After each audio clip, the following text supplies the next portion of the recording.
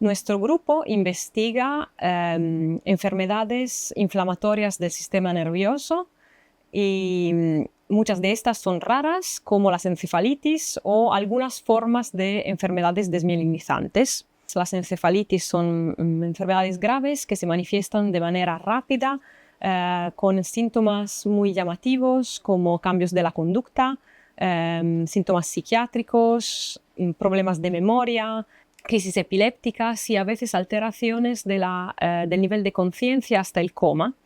Y muchos de estos pacientes acaban necesitando cuidados intensivos. Las encefalitis autoinmunes están causadas por el sistema inmunitario que produce anticuerpos que atacan el cerebro y en particular atacan algunas proteínas de las neuronas y causan su mal funcionamiento.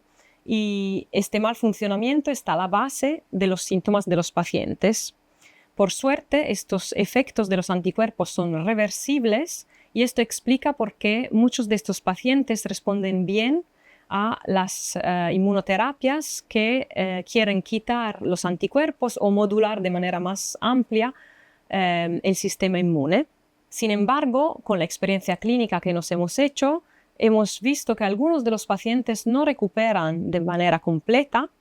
Y esto nos indica que probablemente hay algunos efectos adicionales que todavía no conocemos y que pueden explicar el hecho que hay efectos no reversibles y entonces no es solo un mal funcionamiento reversible de las neuronas, sino que hay un daño irreversible.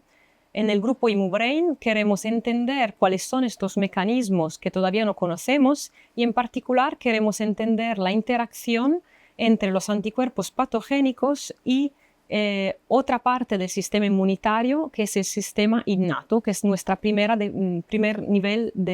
línea de defensa contra ataques exteriores. Y el objetivo final de nuestro grupo, por supuesto, es poder mejorar la calidad de vida de las familias y de los pacientes que tienen enfermedades neuroinmunológicas.